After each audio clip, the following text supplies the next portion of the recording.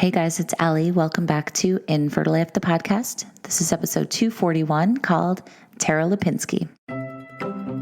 This podcast is sponsored by Receptiva DX. Receptiva DX is a powerful test that has helped thousands of women who have experienced recurrent pregnancy loss or IVF failure. The test helps detect inflammatory conditions of the uterus that might be preventing you from becoming pregnant or staying pregnant. The most common underlying condition of a positive Receptiva DX test is endometriosis with or without symptoms. If you or someone you know has struggled with IVF, Receptiva DX may give you the answer and treatment protocols that you're looking for. Talk with your doctor about Receptiva DX because the journey is so worth it. Plus, guys, Infertile AF listeners are getting $75 off the Receptiva DX test. So all you have to do is go to receptivadx.com or download the app Receptiva DX, use code INFERTILEAF23, and you'll get $75 off. Thanks, Receptiva DX. Today's episode is presented by the phenomenal prenatal called Belly. Belly modern prenatal vitamins are optimized for fertility, prenatal, and post-pregnancy health. Belly's revolutionary science-based formulation fuels your fertility to help support egg quality, promote hormonal balance, and increase your overall fertility health. To learn more and to check out Belly's vegan-friendly, dairy-free, non-GMO vitamins, go to bellybaby.com. That's BELIBABY.com. And just for you guys, you get 15% off if you use the code ALLIE15 at checkout. Again, it's bellybaby.com, code ALLIE15, ALI15 at checkout. Enjoy, and thanks, Belly.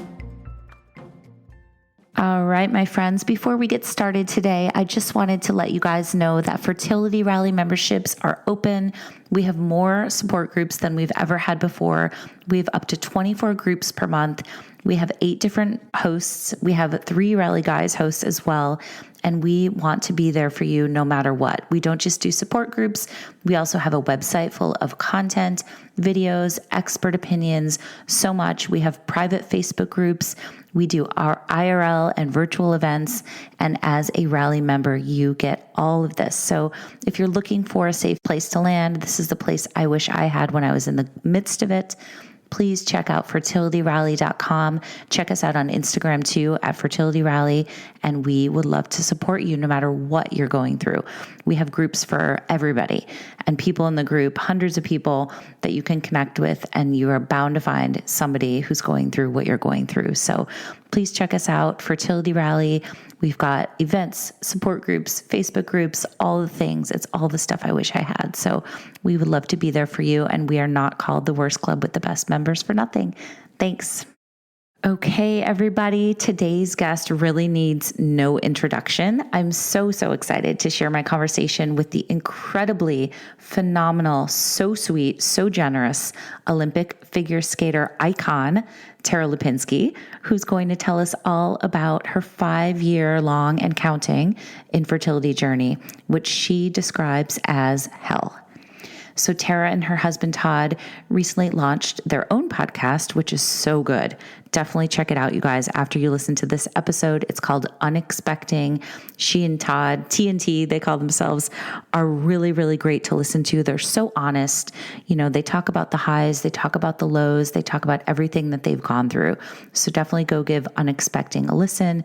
But I really can't tell you guys how much I adore Tara and how you'll hear we had that instant bond that somebody who's gone through recurrent miscarriage and rounds of IVF and grief and anxiety and trauma has. I know you guys know that bond, but she is just super passionate about blasting stigmas and normalizing the conversation around all of this. I cannot thank her enough for that. So I also want to add in really exciting news that Tara is also speaking at this October's Fertility Rally Live virtual event. And the tickets to that event, as always, are totally free. So I am knee deep in planning that event right now with my rally partner, Blair. And you can reserve your free ticket by going to the link in my bio on Instagram at Infertile AF Stories, and also at Fertility Rally. So link in bio, reserve your free ticket. You can come the day of the event, which is October 21st. You also have 90 days to watch everything, including Tara Lipinski's headlining keynote speech. So you don't want to miss that talk, which will be totally different from the one you're about to hear. Anyway, it's the phenomenal global icon, Tara Lipinski. I feel like she and I will be friends for life. She's so, so sweet. And I'm truly grateful that she shared her story with us today. So without further ado, this is Tara's infertility story.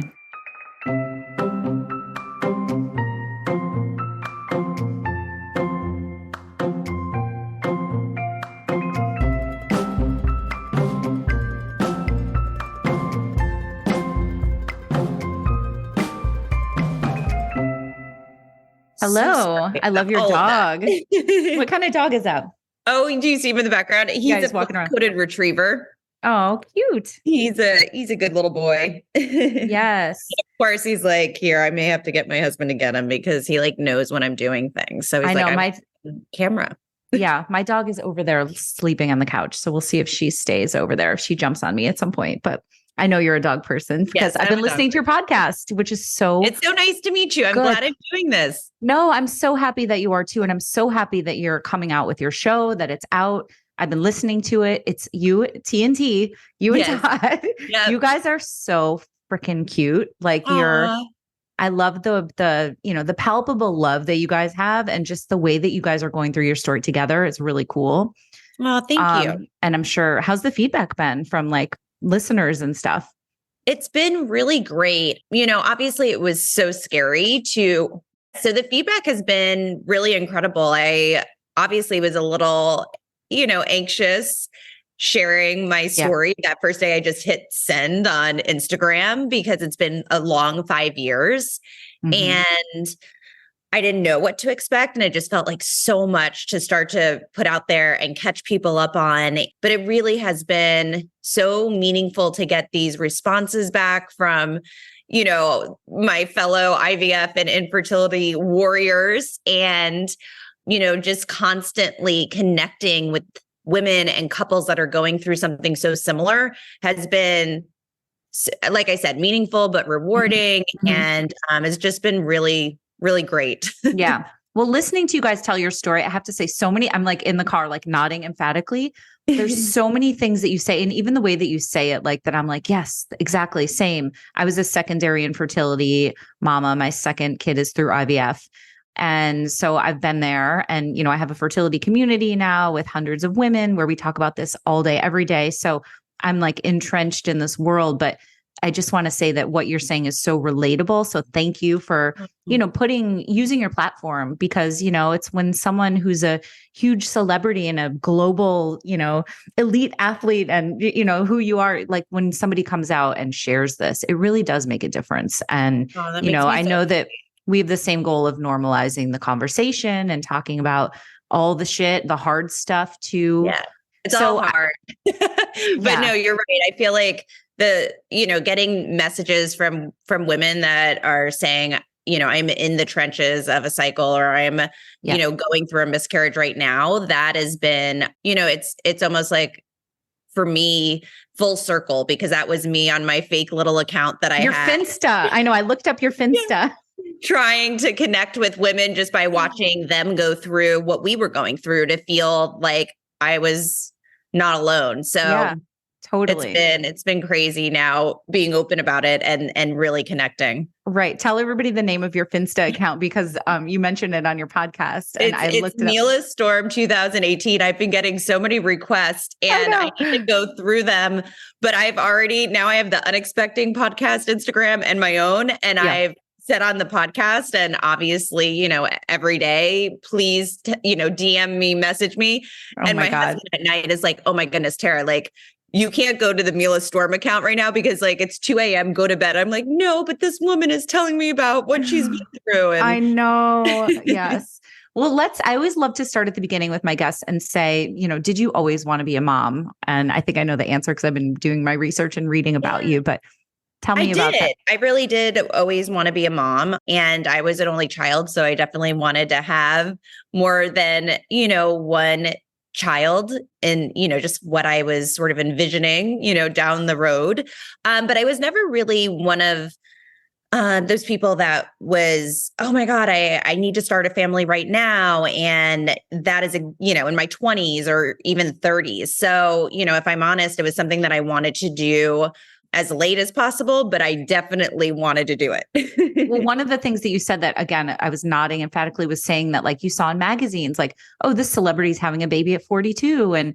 But they never give you the backstory. It's not like it was through IVF or it was a surrogate or whatever. I remember a specific moment when Halle Berry had a baby in like her mid 40s. And I was just like, oh, cool. And I hadn't had, my kids yet. And I was like, you can wait as long as you need to. And that's what I thought. And it's crazy that I thought that, just because, I could have, I was really lucky at the time in my 20s and 30s to, have the resources to freeze my eggs. And it just really never even crossed my mind, because I think I just liked the conversation of, women can do anything whenever they want. Totally. And that is great. But I think when it comes to fertility, there needs to be more education and more real stories of what's happening when you are in your 30s and 40s trying to conceive. And I think 100%. like you, I would look at a magazine cover and I'd be like, cool, I have a few more years, no rush.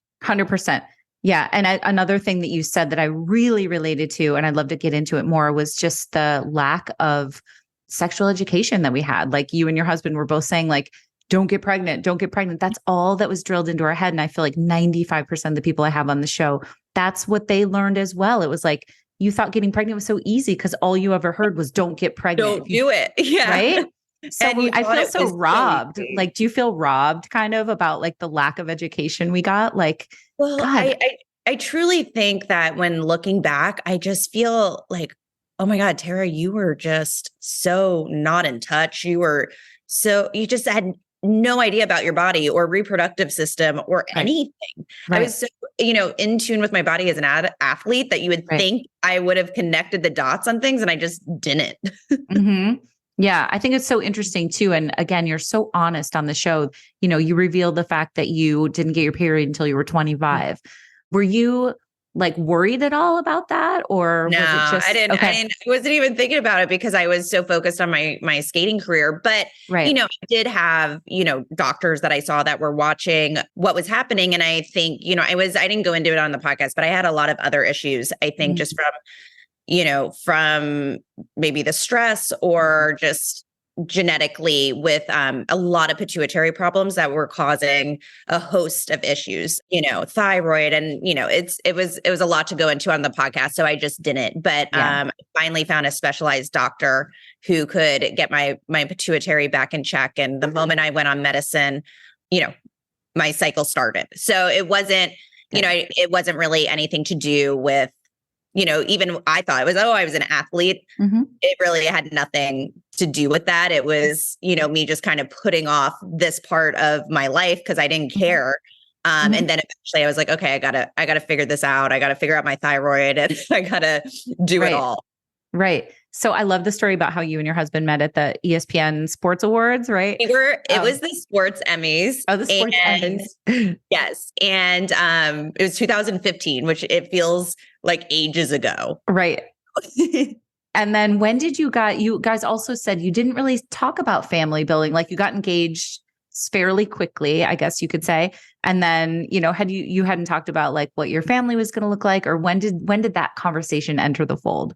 It really, obviously we both knew when you meet someone, you both talk about kids and potential family. So we both knew we really wanted that, but we didn't have serious conversations about it, which is crazy because I was 35, when we, I was 34 when we got married. So that's like a time we should be having these discussions. And it wasn't on my mind because I thought I had time. I think that's so common. You said in the People article, like you didn't think there was a time limit on it. I'd love to get into what happened when you started, seeing an RE and going through treatment and all that. I know a lot happened, so we don't need to get into all the details, and everybody should listen to your podcast to hear it all in depth and hear you and Todd talking about it together, which is so cool. But I'd love to talk through kind of the broad strokes of it. So when did you first see a fertility specialist and what did they say? So it was in 2018 or going into 2018. So I just wanted to really find out about my fertility. And I go into that on the podcast of, hearing a friend's story and then just being intrigued and, wanting to know and make sure that everything was okay because, like I said, I definitely wanted children, just didn't know, exactly when we were going to do it. So, I went and, started the process of doing an egg retrieval. Okay. And how did it go? It did not go well. We really struggled through that one and we didn't get the results that we were wanting. You want to walk away with embryos and you just, sometimes it's, like IVF is not a guarantee. So we had to go into another cycle and I did a back-to-back cycle. So we moved forward there. So you talked about how the first retrieval, you had 0 genetically normal embryos. And I'm so sorry to get, for anybody who gets that phone call, it's because it's such a mind fuck too. You're like, wait, I thought this was science and you're throwing all this money at it. And how could it not work? Right? Like, what was your reaction? Or it's just shocking. And then the fear of really wondering what is wrong? Does this, does this mean we have other issues? And I think for me, it was just a big wake up call. It was like, oh boy, you thought this wasn't something you were going to think about and have to worry about in your life. And you were just going to magically get pregnant. Are you? Right. Exactly. So then you went right back into another retrieval cycle, right? And what happened with the second one?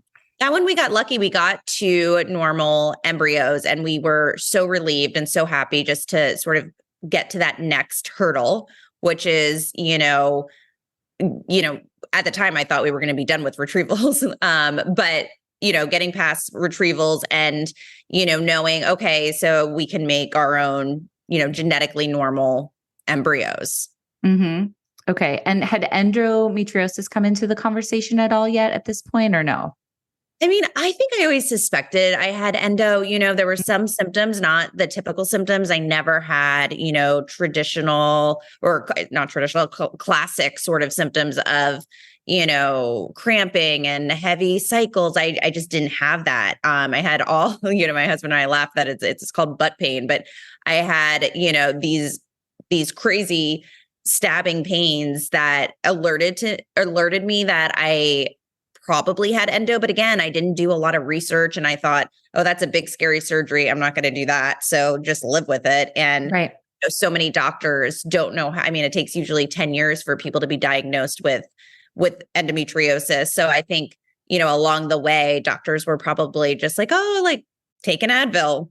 Right. And that's what I did. Yeah. And also as an athlete, obviously you trained so hard your whole life, was it almost like, you can deal with this. Like you're, if it's anything physical pain, like kind of suck it up. Like, did you get that vibe at all? Or did you put that pressure on yourself even?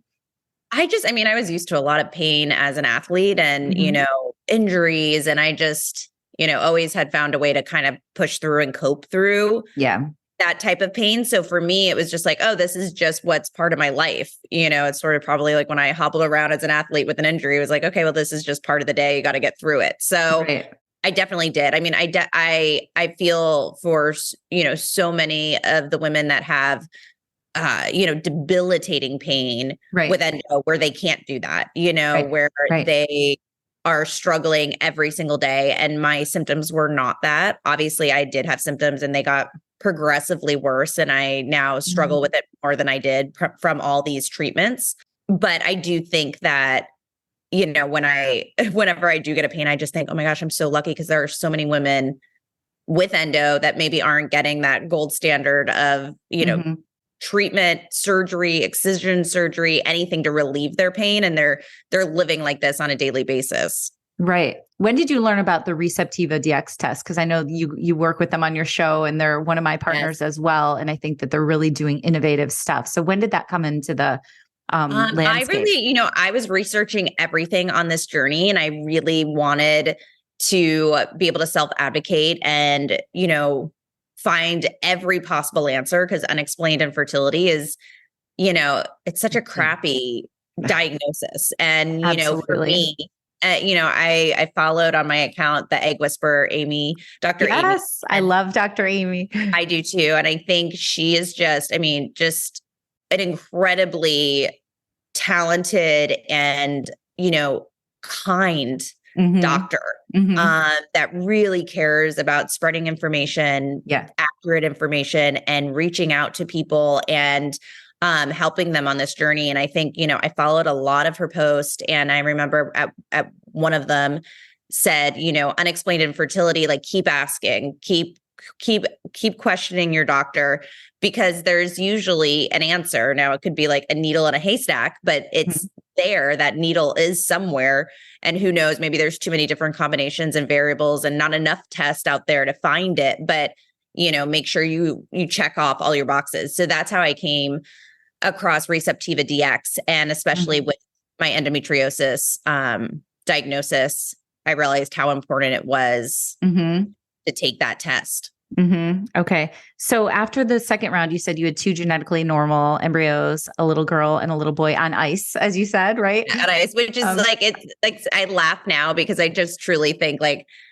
was this all like in the cards that I was supposed to like go from my ice skating career to getting, embryos on ice? Right. Exactly.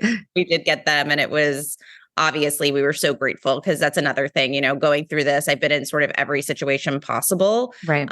So knowing that there are a lot of couples out there that struggle to make it to that point where they're able to get their own embryos, we obviously feel, grateful. Yeah. I think it's such a roller coaster of emotions, right? I mean, there's like such high highs and such low lows. I want to ask you about the mental aspect of this and just like mental health. And, one of the things I think is so interesting is like, as an elite athlete, gold medalist, all that stuff, all your life, you've worked really hard at something and you've achieved success, right? It's like hard work pays off.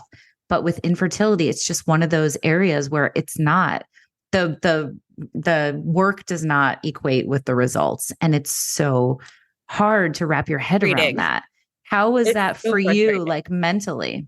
It was difficult, because I like to work hard at things, and that's what my life consisted of for so long, one singular dream and focus. And, I'm type A, a little OCD, so I could definitely just like hone in on that. And that's what I wanted to do with this. And like you said, infertility, IVF, nothing's guaranteed. And it's your body that's in charge. It's just, you're along for the ride. And that was something I had to, I was always like counting on my calendar, trying to like map everything out. And I was like, you start to go through this and you realize like IVF just plays, or infertility just plays these cruel jokes on you, where it's just like, you can't count on anything. It's just whatever your body does that month. Yeah. I think the lack of control too is so frustrating, because it's like, even the dates change or your body doesn't cooperate. So things get pushed around, and it's like, did you feel you said to hope to start then? And, it's, anything that can go wrong goes wrong. I feel like, so many women I talk to, it's the same thing. So it's not unique to me, but I just was like, oh my gosh, like, can anything go smoothly in this process? No, I mean, I feel like with your story, you and Todd's story, you did face so many different obstacles. Let's go through it a little bit more. So then what happened after you did a third retrieval, right? In 2020? We actually did a third and a fourth retrieval. And we go into the podcast a little bit about what happened there, but we don't really kind of know.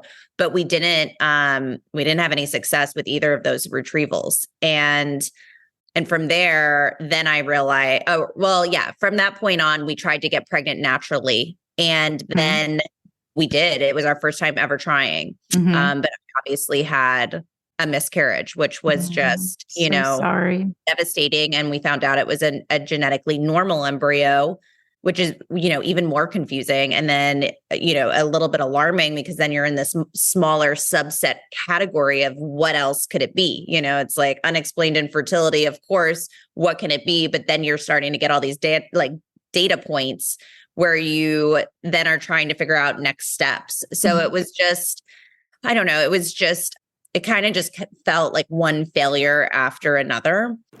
This episode is sponsored by Mosey Baby. If you are listening right now, you know that wanting a baby can be simple, but trying to conceive can be the most stressful thing in the world. But thanks to Mosey Baby, it doesn't have to be.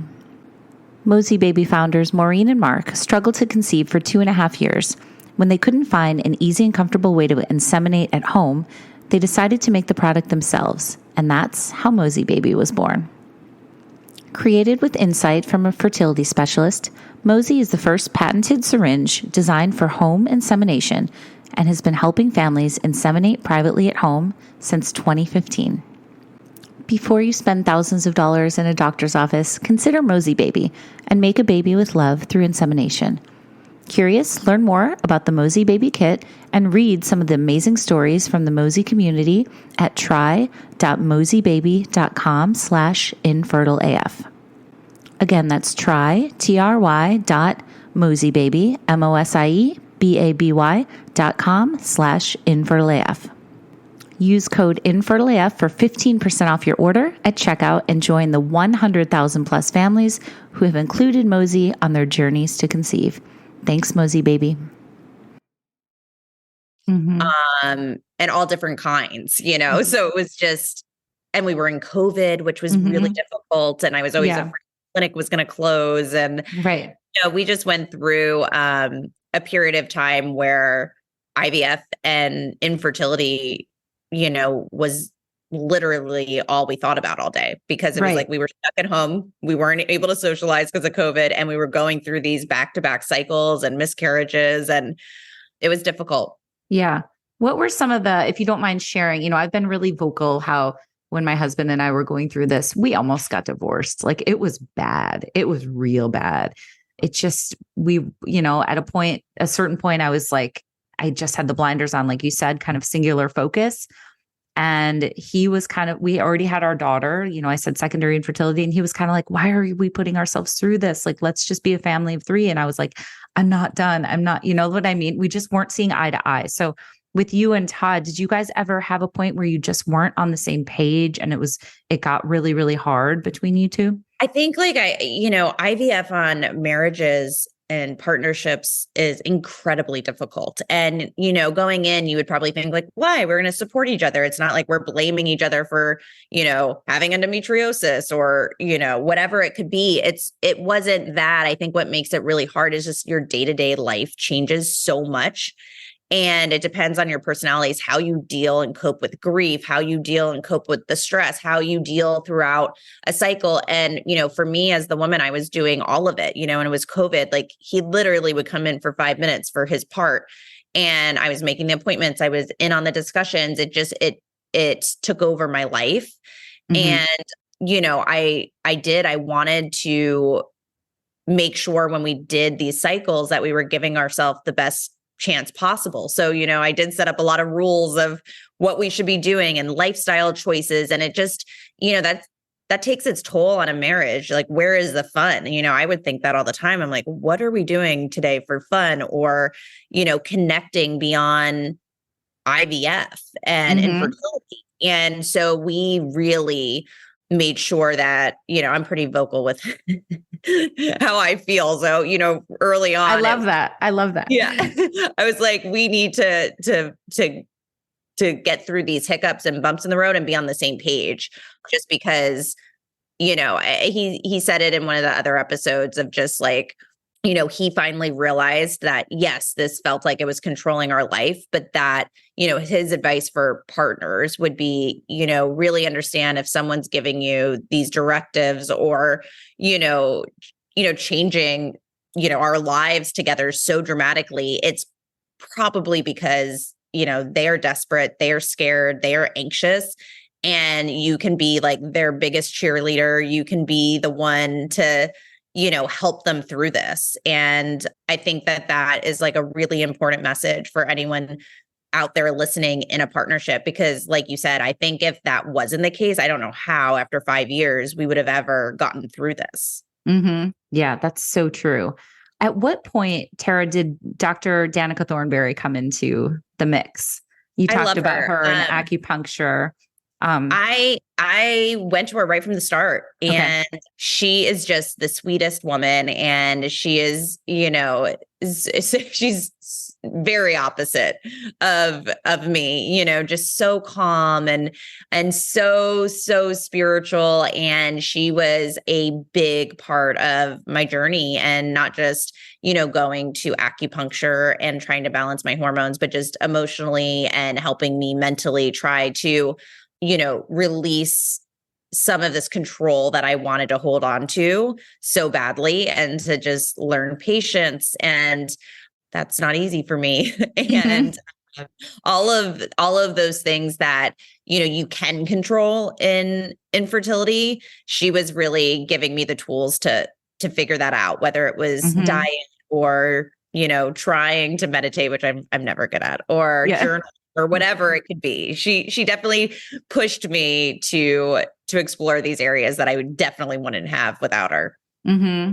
Okay, so back to your story a little bit. What happened after COVID? Like, so you guys kind of made it through the COVID, but did treatment ever pause for you, or were you guys kind of still going through it the whole We time? Yeah, we were lucky. We were very, very lucky that we were able to continue. Every day it was like a touch and go thing, though, while Right. we were in the midst of like lockdown and everything like that. And somehow we did it. So I'm very grateful for that. But no, we kept going. And then, well, actually now it's kind of where we're caught up to on the podcast. So I'm not going to really share the rest of that, just because I know so many people are following our story. And the Yeah. reason why we're sort of releasing this podcast now is just, I think it was so hard for me to talk about this for 5 years. Yeah. And it wasn't something that I could do in real time.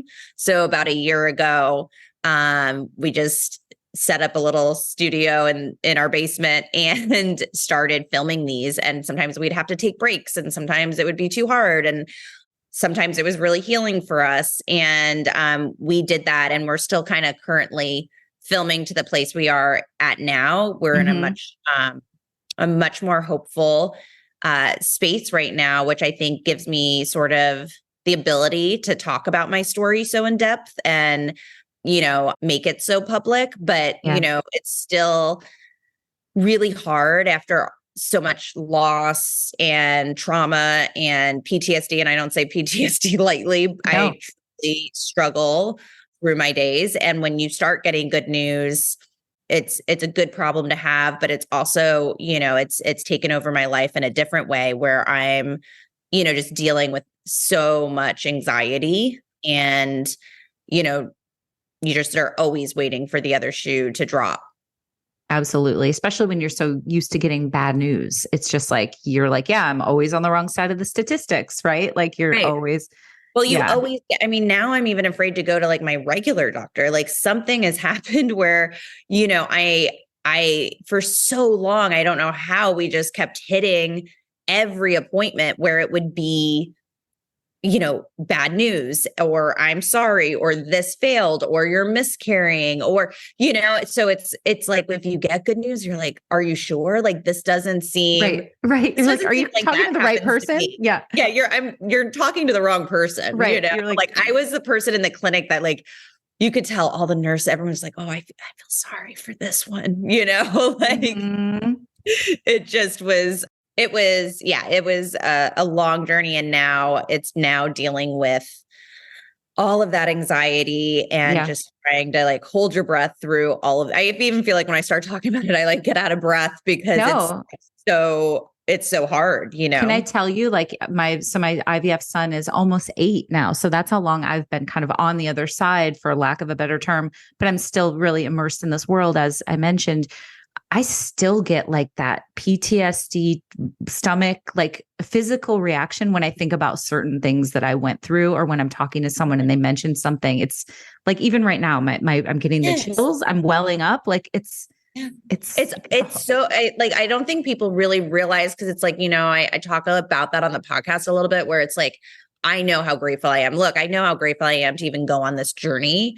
And I know that there's so many people that can't. And that's like a whole, another issue that I yeah. hope that I'm so passionate about. And I hope that will change, where, infertility and people going through IVF, they're going for a reason to build a family, and they're struggling and they have medical issues, and these things should be covered by insurance. So, I preface always, my journey and my struggles with that, but just because I was able to do it doesn't really take away from the fact that I had so much trauma happen to me, and I've been through so many losses and, dealing with that grief. I, go to a lot of therapy, and, you sometimes think like, okay, I got this. But the more I realize, even when I start to watch back these episodes before they go out, I like well up with tears. Like you're saying, it's almost like an immediate reaction that's in my body. And it's not even in, like my rational thought, because I've tried so hard to come to terms with all these things, but it's still like remembering these moments is so terrifying, and I just think of all the women out there that silently feel these feelings and probably don't feel like they can talk about it so openly, because it's like, oh, women just deal with miscarriage. Women just deal with loss. And, it's a lot. Yeah. I was talking to somebody who did IVF like 40 years ago when it first started. And she was like, I didn't tell anybody about it. Like it was just, I mean, we have come a long way. We have. But there's so much, still so There's so much more. We've come more to do. We have. I mean, even egg retrievals, I feel like, I was saying this the other day where it's like, I feel like in 2015, when I met my husband, it wasn't as talked about. Now it's a much more, it's a topic of conversation. You see it on TV, you read about it in a magazine, but I still think that it will take a long time. I think that there is just shame around what women go through when they're not able to conceive or there's a loss, because I think for it's like it's a perfect storm of a generational thing of, years and years and years of, your grandmother probably never really openly talking about grief or loss or something they were going through with a miscarriage. Who knows? Like, I don't even know. Did my grandmother have miscarriages? It's just has to be, a topic that you feel comfortable sharing. And I just don't think people really do yet. Yeah, absolutely. I can't stress enough, agree with you enough that you're exactly right. Well, Tara, I want everybody to listen to your podcast, and they can hear all the details on Unexpecting, where you and Todd go through it all. And you guys are just, like I said, the dynamic. It's entertaining, and it's sad, and it's all the things, it's the highs and the lows. I mean, we try not to make it, it's like such heavy content that we try not to make it, depressing.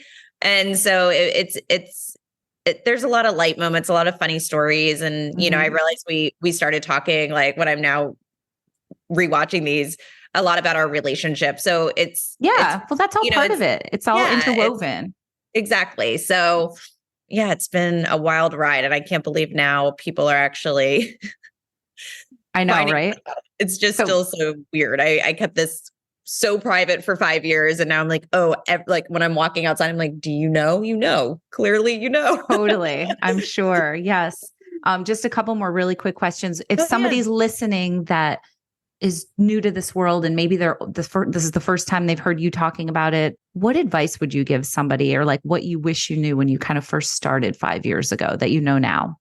It's hard. I think like I've been asked this question. I don't know if I have the answer, because it's like, I guess I wish I knew it wasn't a guarantee, and maybe I would have started way earlier. And, pregnancy, whether natural or through IVF, is just not something that's, given to you as a gift. And when it is, great, but there are a lot of people that don't get that. So I would stress that if you have the resources, if you're able to do an egg retrieval, if you're able to go through IVF, if you're, concerned about something that's going on in your, reproductive health that could cause issues in the future, freeze embryos, there are, the science is here, and it's amazing. So the only problem is it's really, really expensive. But I do think that, advice wise is really just go with your gut. Cause I feel like, the way you handle it or the way you approach it, whether you're like, I'm going to have a glass of wine every night of my egg retrieval, do it. Or, if you want to go the other way and really be strict, do it. If you want to grieve.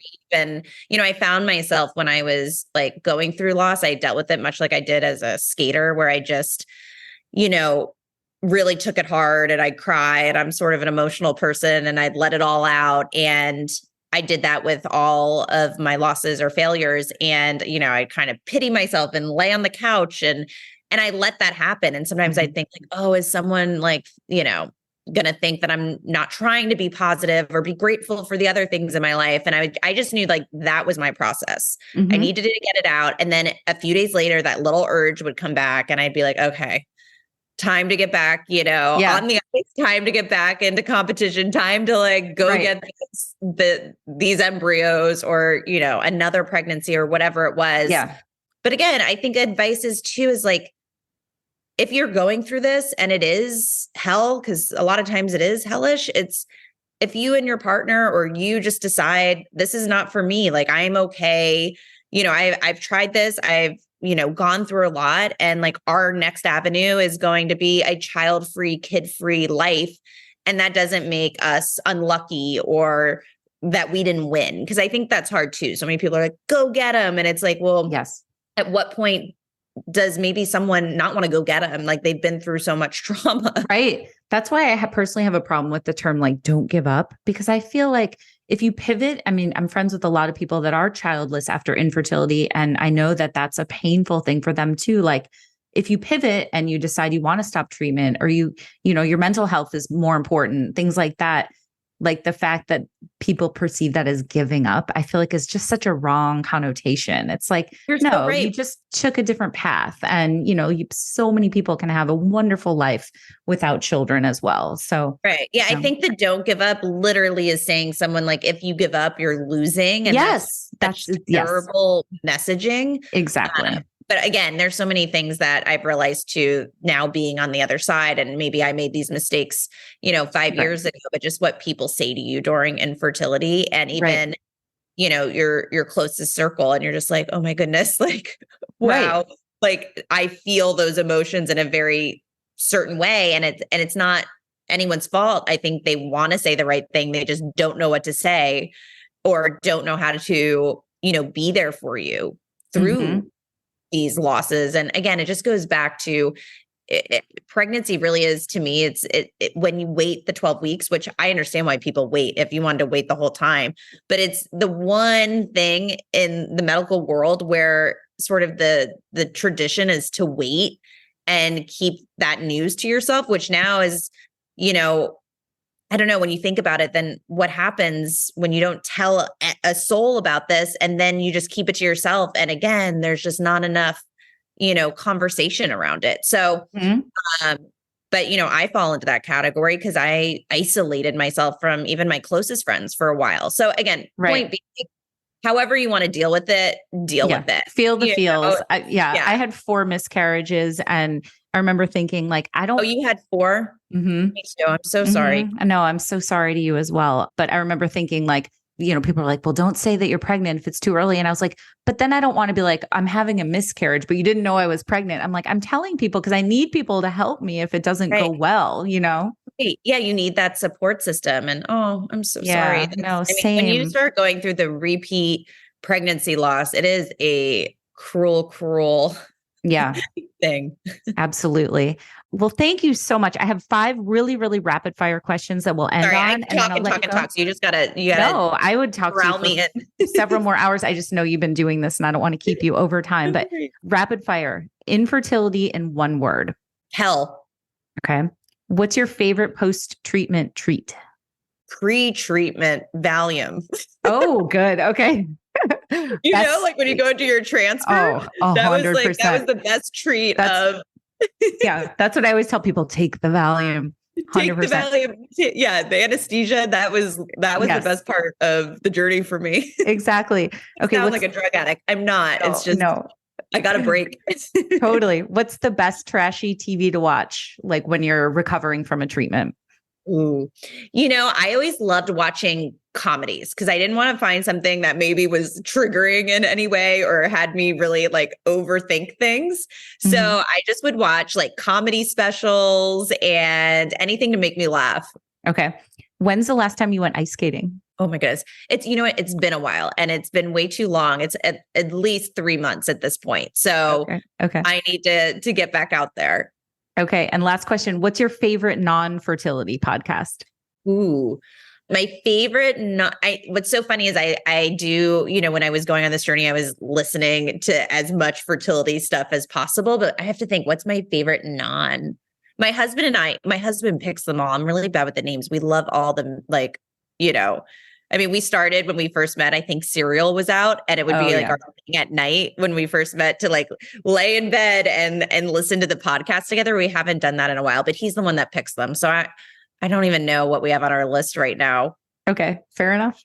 All right, my friend. Well, thank you so much. And thank you again, honestly, for everything that you're doing and the light you're shining on this. And I'm just really honored to talk to you. And please let me know if there's anything, I can help you with or whatever, connect you with people. I'm sure you've got that all covered. But yeah, I just thank you for taking the time. It was so lovely to meet you. It really was. Thank you so much. It's in all you do, and and you've been through it yourself. So it really, like, I feel like I get emotional when I know, like, talk to people that, even you just saying you've been through like messages, it's like, and I feel that when I get all these messages, because it's like, even the people closest to you don't always get it. And then a stranger, I feel like I can connect with, who, we have this shared experience. It's like the instant bond. Like, you cut through all the bullshit and it's like, oh, I see you. I get you. Like, I get you. Like, I don't know you, but I know what you've been through. I know what you're made of. And you have that thing. So anyways, thank you. Well, sending you and Todd so much love.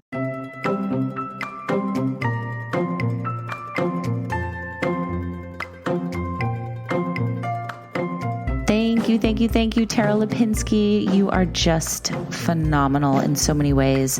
Thank you for giving us your time. Thank you for sharing your story and being so honest. Thank you for speaking at Fertility Rally Live, which is going to happen on October 21st. Guys, the tickets to that are totally free. So check out the link in my bio on Instagram at Fertility Rally and also at Infertile Stories. You can reserve a free ticket starting today. Again, it's totally free and you have 90 days to watch all the programming. So it's Tara Lipinski, it's Deja Riley. We're going to announce a lot more speakers and panels and breakout sessions. So we have tons of giveaways as usual as well. It's just a great event where you will walk away feeling empowered and educated and supported. So check out Fertility Rally Live. It's virtual on October 21st. You can check out your free ticket where I said on our Instagram. And I just want to thank Tara again for being so generous with her story. And, it really makes a difference when somebody in the public eye like her talks about this shit. It really, really moves the needle. So thank you. Thank you for listening. If you're having a hard time, please reach out. Sending so much love to you all. And I'll talk to you guys next time.